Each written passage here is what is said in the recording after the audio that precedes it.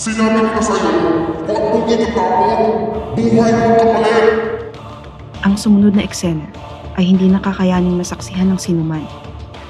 Isang eksena na sa pelikula lang madalas makita, kung saan pinagpipiyasahan ng mga bangkay ang katawan ng biktimang nahulog sa bitag na makapangyarihang sumpa. Ang sumpa ng VHS tape.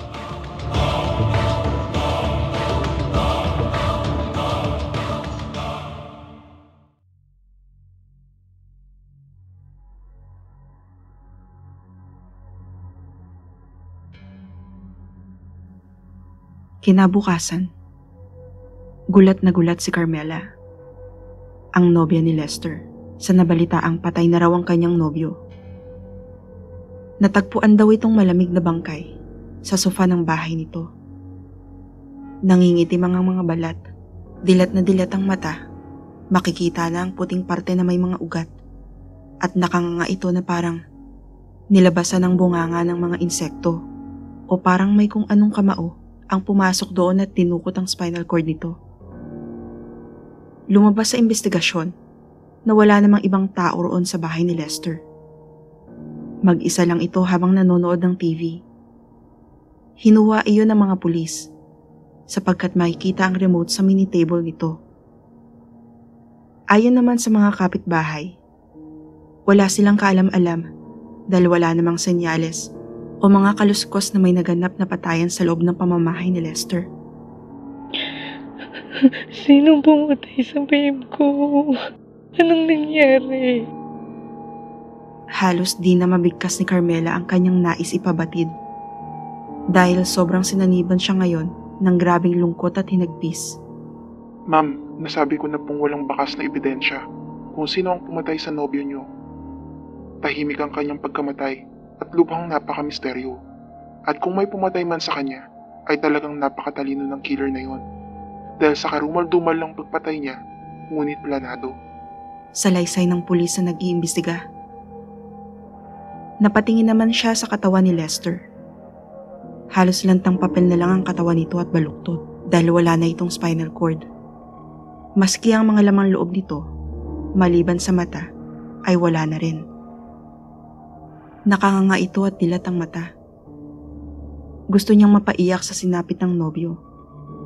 Hindi niya akalain na parang kahapon lang ay ang saya-saya pa nilang magkasama. Ngunit ngayon ay tila nasunog ang masayang alaala na iyon dahil sa sinapit nito. Sino po ba ang huli niyang nakausap bago siya umuwi? Tanong ng pulis. Napalingon siya rito at pinahid muna ang luha na nooy nagbabadya na namang tumulo. Ang alam ko, kahapon, habang nasa bahay kami, nagkukwentuhan lang kami tungkol sa mga old movies na collection nito na puro mga dekada 80 ang iba. Pagkatapos nun ay kumain kami at nagpaalam na sa isa't isa. Kahapon hinag-text siya sa akin na may papanoorin siyang bagong VHS tape na bigay ni Brian.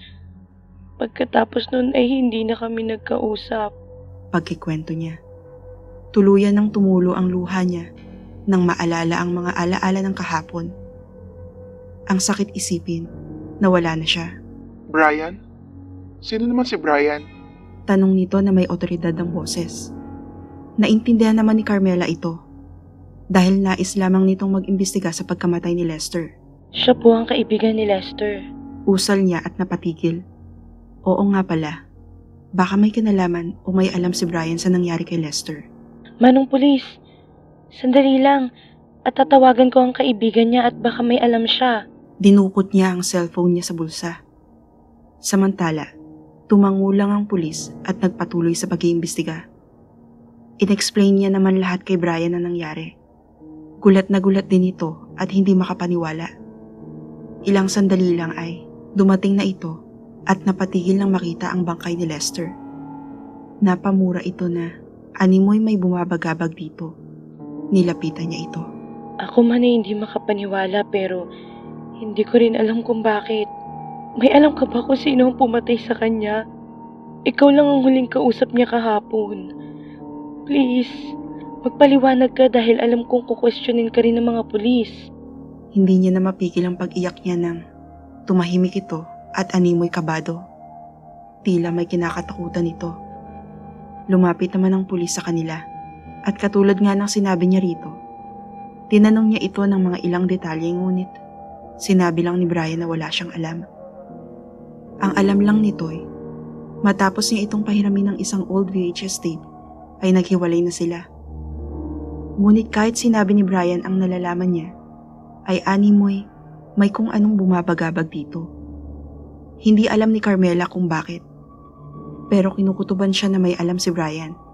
Sige po, Ma'am Carmela at Brian. Sa ngayon ay wala kaming alam kung sino ang nasa likod ng pagpatay sa nobyo niyo. Lumingon ito sa kanya. But, we will do our best to find the real killer. Maaari bang dalhin muna namin ang bangkay ni Lester sa morgue nang maatopsiya? Baka may malaman kaming kasagutan roon. Ani ng pulis. Hindi muna siya nakapagsalita nang bigla siyang hinawakan ni Brian sa kamay na parang sinasabing tumango siya at tanggapin ang tanong ng pulis na siya namang ginawa ni Carmela. Halos patiran siya ng hininga nang makita niyang halos lumaylay ang katawan ni Lester na parang sinampay sa sampayan. Baluktot at hindi makilala. Pagkatapos nun, ay naiwan silang dalawa ni Brian sa kwarto ni Lester. Nakayakap lang siya rito habang humahagulgol. Napatigil lang siya sa pag-iyak nang agad siyang may naalala. Bigla siyang napatingin kay Brian. Brian, alam ko na may alam ka kung bakit namatay si Lester. Hindi niya halos mabigkas ang pangalan ng nobyo niya sa sobrang sakit. Please, magsalita ka. Alam kong may alam ka. Usal niya na hilamang mata. Carmela, Sagot nito. Isang salita pa lang, alam niyang may alam talaga ito. Pinakalma niya muna ang kanyang sarili at hinintay ang sasabihin nito. hindi ko alam kung paano ko sabihin to. Hindi ko nga alam kung maniniwala ka eh. Pero Bumuntong hininga muna ito saglit at nagpatuloy. sa tingin ko, may kinalaman ng VHS tape na yon. Sa tingin ko, may sumpa nga ang tape na yon. Salaysay nito. Naguluhan naman si Carmela. Tape? Tila sasabog ang ulo niya sa sinabi nito. Sumpa sa VHS tape? Paano mo nasabi, Brian? Tanong niya. Kalahati sa isipan niya, gustong maniwala kaya hinayaan niya itong ikwento ang pangyayari. Mahirap, Carmela, na intindihin ito. Maski ako naguluhan din nung una. Pero naranasan ko na ang sumpa ng VHS tape. Swerte lang dahil nakaligtas ako noon. Ang VHS tape na yon ay mula sa 80s na palabas. Walang video na kapaloob doon at tanging may ingay lang na boses ang iyong mapapakinggan. Pero ang sumpa nun ay kung sino man na makapanood ng VHS tape na yon ay mismong sa panaginip ng manunood magpi-play ang totoong video at kung ano ang laman nito. Ano ba ang nilalaman ng video? Curious na tanong niya. Tungkol yun sa mga libo-libong bangkay. Sa tingin ko, sa sementeryo yun. Tungkol ito sa pagkabuhay ng mga patay. Parang zombie apocalypse. At mismong ikaw na nakapanood ang biktima nila. Papatayin ka nila sa mismong panaginip mo. Isang sumpa. Isang masamang bangungot. Wika nito. Napakunot noo si Carmela. Paano ka nakaligtas sa mga zombie na yun? Nanindig ang balahibo ni Carmela sa zombie na sinabi niya. Muli ay bumuntong hininga ito. Ewan ko. Pero sa loob ng mismong masamang bangungot na naranasan ko, parang may sinasabi ang mga bangkay na wag ko raw itatapon ng VHS tape. Hanggang sa nagising ako na nagpi-play pa rin ang tape sa TV namin. Pero wala pa ring video at tanging gas-gas na tunog lang. Pagkatapos noon ay binigay ko na kay Lester ang VHS tape na yun dahil mahilig siya sa mga old movies pang sinaunang panahon. At nalaman ko rin kahapon na tinawanan niya nga lang ako dahil kinutya ko siyang baka hindi niya makayanan yung laman ng tape na yun. Salaysay nito. Tumulo bigla ang luha ni Carmela sa nalaman. Para mo na ring pinatay ang kaibigan mo, Brian. Dahil ipinasa mo ang sumpa sa kanya na dapat sana sa'yo. Sana naisip mo naman yun, Brian. Hagulgol niya. Hinawakan ni Brian ang kamay nito. Patawad, Carmela. Hindi ko naman alam na gano'n ang mangyayari. Hinayaan niya ang sariling umiyak ng umiyak. Siguro, natatakot din itong mamatay. Hanggang sa napatigil siya. Kung may sumpa man ang tape na iyon at nakaligtas ka, bakit si Lester hindi? Nagugulumihan ang tanong niya. Napaisip naman ito at binitawan ang kamay niya. Maaaring itinapon ni Lester ang VHS tape dahil nga ayon sa mga bangkay, huwag daw itatapon ang tape na yun. Maaari. Posibleng, iyon nga ang nangyari. Marahil ay, pagkatapos itong mapanood ang tape na iyon, ay itinapon na lang bigla. Pero bakit naman niya iyon itatapon? Mahilig siyang mangolekta ng old movies. Marahil ay dahil iyon sa walang laman ng tape. At marahil, hindi totoong masamang panaginip ang nangyari dito. Napatakip siya ng bibig at napahagulgol. Saan niya kaya tinapon ang tape? Tanong ni Brian. Napalingon naman siya rito. Tama. Maaaring narito lang ang tape. Dahil dito siya namatay. Kailangan nilang makita ang tape na iyon. Para maliwanagan na siya kung sino nga ba ang nasa likod ng pagkamatay ni Lester. Totoo nga bang pinatay ito o sumpa iyon ng VHS tape? Napahinga siya at sinabihan si Brian na umuwi na ito. Nagpaalam naman ito at babalik bukas para tulungan siyang mahanap ang tape. Kinabukasan, alas 7 ng umaga, January 26, 2020. Ayon nga sa ILY since 1892 ni Undeniably Gorgeous, ang kapalaran ang lilin lang sa tadhana ng tao at iyon ang nasa isip ngayon ni Carmela. Maaaring nilin lang sila ng kapalaran sapagkat papaanong ang 80s movie ay mapupunta sa taong 2020. Ano ba ang laman nun? Bakit ba may mga zombie o bangkay? Bakit sa panaginip nagpiplay ang laman ng tape? Sino ang may-ari nun? Ang daming nagraragas ang katanungan sa kanyang isipan. Ngunit ni Isay, hindi niya malakapan ng kasagutan. Hanggang ngayon, ay hindi pa rin niya lubos maisip na wala na talaga ang nobyo niya, si Lester. Hindi rin maisip ni Carmela na ang labis itong pagkahilig sa mga old movies ay siyang mismong papatay rito. Sumpa, hindi siya naniniwala roon. Pero ano ito? Nasaan na ba ang tape na yun na makaganti na si Carmela sa taong iyon? Gigil na siya at nais na niyang malaman ang taong pumatay sa nobyo niya. Nasa ganoon siyang posisyon nang mabungaran niya sa pintuan si Brian. Humahangos ito, wala sa ayos ang mga damit, at nakahawak pa sa tuhod. Brian! Wika niya at napatayo bigla. Nahanap ko ng VHS tape. Usal nito at itinaas ang tape. Gulat naman siyang napahawak sa bibig at nilapitan ito. Ilang sandali lang ay umalis kaagad ito matapos ibigay ang tape. Ayon rito, nahanap ni Brian ang mismong tape sa may hardin malapit sa gate ng bahay ni Brian. Kahapon ay umalis siya roong tulala. Hindi na pumasok sa isipan ni Carmela na kailangan pala niyang hanapin ang tape dahil nablangko ang isipan niya sa mga nangyari. Ayon naman kay Brian ay aalis muna ito at tutungo sa police station para malaman kung ano ang resulta ng otopsiya sa bangkay ni Lester.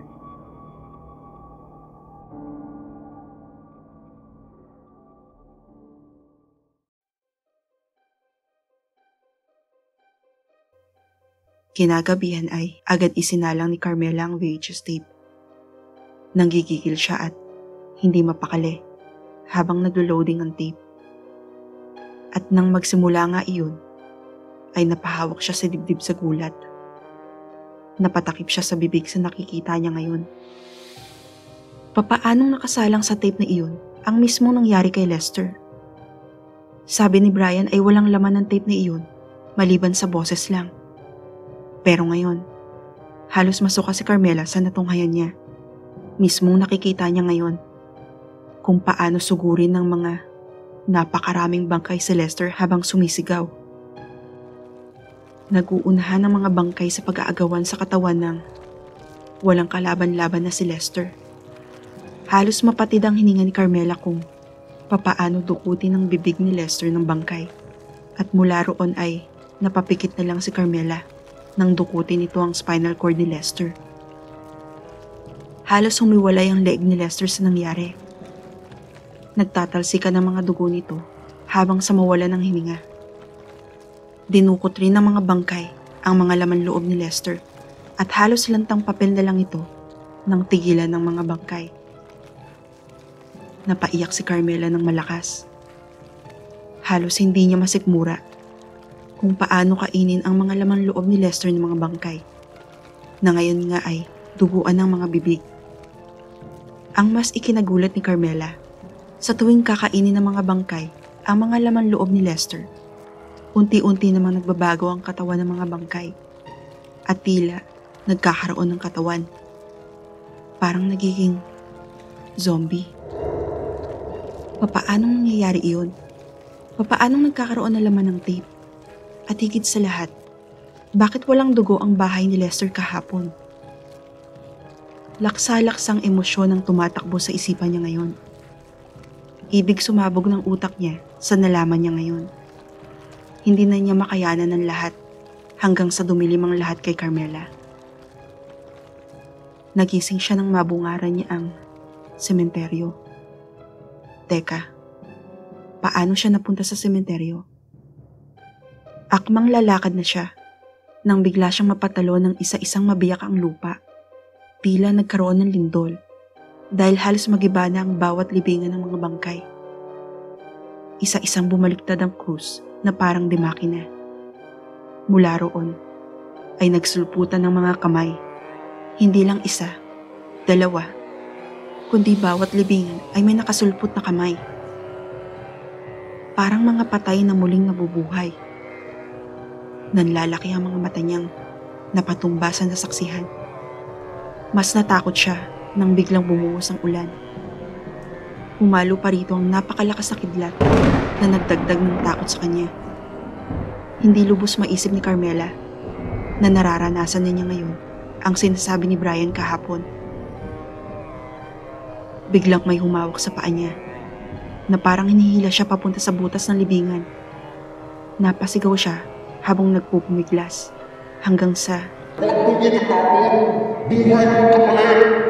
mula sa butas ng libingang iyon ay narinig niya ang boses na parang hinuhukay sa ilalim ng lupa. Nagtaka na lang siya sa narinig hanggang sa tuluyang may humawak sa kamay niya. Mabaho at malamig na mga kamay. Humawak ang mga ito sa magkabilang braso niya, sa mga paa, sa tiyan, hanggang sa pati ang mga mata niya ay naisbutasin ng mga bangkay. Ilang sandali lang ay tuluyan ang nahila at nahulog si Carmela sa butas na libingan. Mamamataan sa loob ng bahay ni Carmela ang isang bangkay ng babae na ngayon ay wala ng buhay at hindi kinaya ang masamang bangungot, ang isang masamang sumpa ng VHS tape. Katulad ng nangyari kay Lester, ay namatay rin si Carmela nang subukang panoorin ng tape na may sumpa. Nakanganga si Carmela at naninigas ang katawan. Dilat na dilat ang mga mata niya, habang ang VHS tape naman ay kasalukuyang pa rin gumagana. Hindi na napatay dahil malamig ng bangkay ang sumubok na panoorin iyon. Ilang sandali lang ay nagkaroon ng video ang tape na nakasalang sa TV. Isang babae na pinagpipiyasahan ng mga bangkay ang naroon habang hinihila sa butas ng libingan.